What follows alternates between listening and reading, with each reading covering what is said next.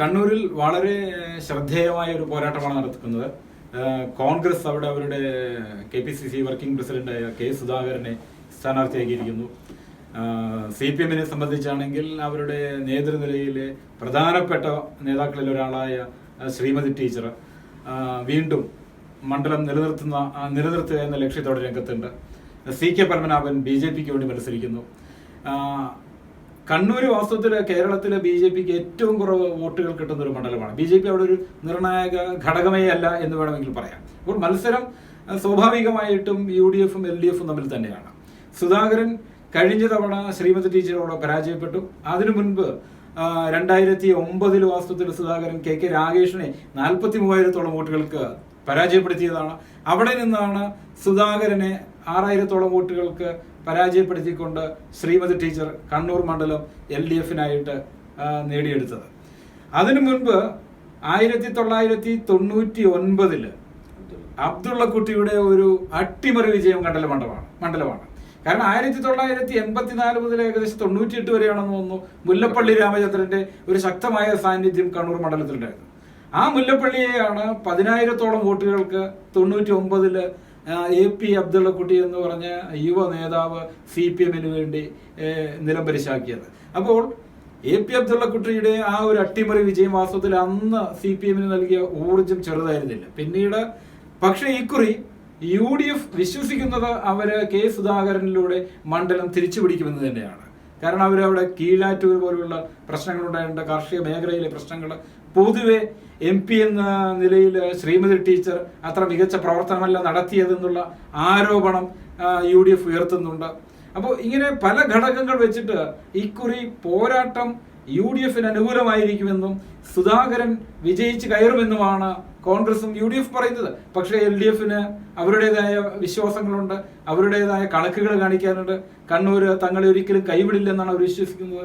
എന്തൊക്കെയായി കഴിഞ്ഞാലും വളരെ ഗംഭീരമായ ഒരു പോരാട്ടം തന്നെയാണ് കണ്ണൂരിൽ നടക്കുന്നത്. PK ശ്രീമതിയുടെ സ്ഥാനാർത്ഥിത്വം LDF-ന് ഒരു അഡ്വാൻറ്റേജ് ഉള്ള കാര്യമാണ്. പക്ഷേ നമ്മൾ എടുത്തു പറയേണ്ട ഒരു കാര്യം, കണ്ണൂർ മണ്ഡലം കഴിഞ്ഞ തവണ UDF-ന് നഷ്ടപ്പെട്ടു പോയതിന് പിന്നിൽ 1-2 ഘടകങ്ങളുണ്ട്. കാരണം കഴിഞ്ഞ തവണ SDP അവിടെ സ്ഥാനാർത്ഥി നിർത്തിയിരുന്നു. ഏകദേശം ഒരു 10,000-ന് മുകളിൽ വോട്ട് SDP പിടിച്ചു. അപ്പോൾ ആ 10,000-ഓളം വോട്ട് SDP പിടിക്കുമ്പോൾ 6,500 വോട്ടിനാണ് PK ശ്രീമതി കഷ്ടിച്ചത്. അതും അവസാന റൗണ്ടിൽ SDP ഇത്തവണ സ്ഥാനാർത്ഥിയില്ല. രണ്ടാമത് ഈ കണ്ണൂർ നമ്മൾ പരിശോധിച്ച് കഴിഞ്ഞാൽ 3 CPM-ൻ്റെ ശക്തി ദുർഗങ്ങളായ 3 മണ്ഡലങ്ങളുണ്ട്. തളിപ്പറമ്പ്, മട്ടന്നൂർ, അതുപോലെ ധർമ്മടം. ഈ 3 മണ്ഡലങ്ങളിലൂടെ എങ്ങനെ പോയാലും ഒരു 50,000 വോട്ടിൻ്റെ ഒരു ഭൂരിപക്ഷം അല്ലെ ലീഡ് LDF-നുണ്ടാവും. ഈ ലീഡ് കോൺഗ്രസ് എപ്പോൾ ജയിച്ചാലും ശരി, ഈ ലീഡ് മറികടക്കണമെന്നുണ്ടെങ്കിൽ അഴീക്കോട്, ഇരിക്കൂർ, പേരാവൂർ, കണ്ണൂർ ഈ 4 മണ്ഡലങ്ങളിൽ നിന്ന് വേണം. അതിൽ ഇരിക്കൂർ എങ്ങനെ പോയാലും ഒരു UDF ഒറ്റക്കെട്ടായിട്ട് നിന്ന് കഴിഞ്ഞാൽ ഒരു 20-25,000 വോട്ട് കിട്ടും. ബാക്കി കിട്ടുന്ന ഈ 3 മണ്ഡലങ്ങളിൽ നിന്ന് ഒരു 25,000-30,000 വോട്ട് സമാഹരിക്കാൻ കഴിഞ്ഞാൽ മാത്രമേ അവിടെ UDF-ന് ജയിക്കാൻ പറ്റുള്ളൂ. അഴീക്കോടെന്ന് പറയുന്നത് നമ്മൾ മനസ്സിലാക്കണം, മുമ്പ് അവിടെ പ്രകാശ് മാസ്റ്റർക്ക് റെക്കോർഡ് ഭൂരിപക്ഷത്തിന് ജയിച്ച CPM-ൻ്റെ. പിന്നീട് KM ഷാജിയുടെ വരവോടുകൂടിയാണ് ആ മണ്ഡലം ഒരു UDF രീതിയിലേക്ക് ആ മണ്ഡലം മാറുന്നത്. പക്ഷേ രാഷ്ട്രീയ സാഹചര്യം വ്യത്യസ്തമാണ്. K. സുധാകരനെ കുറിച്ച് നമ്മൾ പറയുമ്പോൾ ശബരിമല ഇഷ്യൂ ഒക്കെ ശരിക്കും പറഞ്ഞാൽ വിധി വന്നതിന് ശേഷം എല്ലാവരും വിധിയെ അനുകൂലിച്ച് പ്രസ്താവന ഇറക്കുകയും ഒക്കെ പറയുമ്പോൾ ആദ്യം ഈ വിധി പുറപ്പെടുവിച്ച ജഡ്ജിമാരെ അതിരൂക്ഷമായി വിമർശിച്ചുകൊണ്ട് പരാമർശം നടത്തി രംഗത്ത് വന്ന ഒരാളാണ് K. സുധാകരൻ. ശരിക്കും പറഞ്ഞാൽ കോൺഗ്രസിൽ നിന്ന് ഈ ശബരിമല ഇഷ്യൂവിനെ വേറെ രീതിയിലേക്ക് മാറ്റിക്കൊണ്ട് പോയതിന് തുടക്കം കുറിച്ച ഒരാളും കൂടാണ് K. സുധാകരൻ. K. സുധാകരൻ ശരിക്കും അതിൽ സജീവമായ സമരരംഗത്ത് ഉണ്ടായിരുന്ന ഒരാളാണ്. അപ്പോൾ സ്വാഭാവികമായിട്ടും അതിൻ്റെ ഒരു പ്രസൻസും കൂടെ ശബരിമലയും കൂടെ അവിടെ ചർച്ച വന്നുകൂടായില്ല. പിന്നെ CK പത്മനാഭൻ കഴിഞ്ഞ തവണ കോഴിക്കോട് മത്സരിച്ച് പതിവ് BJP മുഖങ്ങളിൽ നിന്നും കുറച്ച് സൗമ്യനായ ഒരാളാണ്. അപ്പോൾ BJP പിന്നെ കണ്ണൂർ മണ്ഡലത്തിൽ ഒരു പക്ഷേ തെക്കോട്ടുള്ള മണ്ഡലങ്ങളിൽ കിട്ടുന്ന പോലെ BJPക്ക് അത്രത്തോളം വോട്ട് കിട്ടണമെന്നില്ല. നേർക്ക് നേരെ ഒരു LDF UDF ശക്തമായ മത്സരം തന്നെയാണ് കണ്ണൂർ. അതിൽ മറ്റൊരു കാര്യം ചൂണ്ടിക്കാണിക്കപ്പെടുന്നത്, വടകരയിൽ P. ജയരാജന് വേണ്ടി പാർട്ടി അവരുടെ ഒരു സമസ്ത വിഭവശേഷിയും സമാഹരിച്ചുകൊണ്ടുള്ള ഒരു പ്രചരണ പ്രവർത്തനങ്ങളാണ് നടത്തുന്നത്. അപ്പോൾ പാർട്ടിയുടെ അടിത്തട്ടിലുള്ള പ്രവർത്തനം വടകരയിൽ കേന്ദ്രീകരിക്കപ്പെടുമ്പോൾ അത് കണ്ണൂരിൽ വാസ്തവത്തിൽ ചെറിയ തോതിലെങ്കിലും PK ശ്രീമതി ടീച്ചറിന്റെ ആ പ്രവർത്തനങ്ങളെ ബാധിക്കുന്നുണ്ട് എന്നുള്ള ഒരു നിരീക്ഷണം കണ്ണൂരിൽ നിന്ന് വരുന്നുണ്ട്. അതിൽ എത്രമാത്രം വാസ്തവമുണ്ടെന്ന് ഇപ്പോൾ പറയാൻ കഴിയില്ല. പക്ഷേ പാർട്ടിയുടെ ശ്രദ്ധ മുഴുവനും വടകരയിലാണെന്നും കണ്ണൂര് ഈ പറഞ്ഞതുപോലെ പാർട്ടിയുടെ ഒരു ശക്തമായ സംഘടനാ സംവിധാനം നിലവിലുള്ളത് കൊണ്ട് അവിടെ അധികം പേടിക്കാനില്ലെന്നുമുള്ള ഒരു സമീപനം പാർട്ടി നേതൃത്വത്തിനുണ്ട് എന്നുള്ള സൂചനകളുണ്ട്. അതുപോലെ തന്നെ ചൂണ്ടിക്കാണിക്കപ്പെടേണ്ട മറ്റൊരു കാര്യം, നമ്മൾ നേരത്തെ വടകരയിലെ ഒരു ഫാക്ടർ, അതായത് ഈ അരിയിൽ ഷുക്കൂർ വധമായാലും അതുപോലെ തന്നെ ഫസൽ കൊല്ലപ്പെട്ടത്, ഷുഹൈബിന്റെ വധം, ഇത് ഈ 3 കൊലപാതകങ്ങളുടെ ഒരു അനുരണനം വാസ്തവത്തിൽ മുസ്ലിം സമുദായത്തിൽ വളരെ ശക്തമായിട്ടുണ്ട്.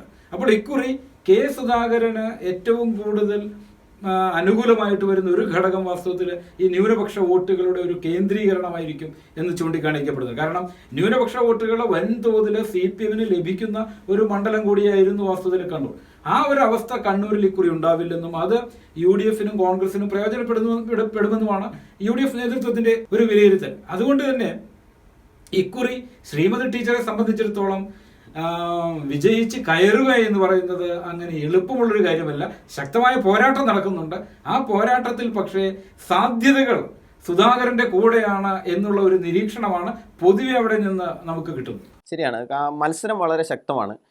ശ്രീമതി ടീച്ചർ വിജയിച്ചാൽ പോലും വലിയൊരു ഭൂരിപക്ഷം ഒന്നും ഉണ്ടാവണമെന്നില്ല. എടുത്തു പറയേണ്ട വേറെ സംഗതി, കഴിഞ്ഞ നിയമസഭാ തെരഞ്ഞെടുപ്പോടുകൂടി കോൺഗ്രസിൻ്റെ അവിടെ ഒരു എക്കാലം ഉറച്ച മണ്ഡലമായിരുന്ന കണ്ണൂർ വരെ കോൺഗ്രസിന് കൈമോശം വന്നു. കാരണം സതീശൻ പാച്ചേനിയെ പോലെ ഒരാളെ മത്സരിപ്പിച്ചിട്ട് പോലും ആ സീറ്റ് നഷ്ടപ്പെട്ടു. അപ്പോൾ എന്താ വെച്ചാൽ അതിനുശേഷവും CPM വളരെ ശക്തമാണ്.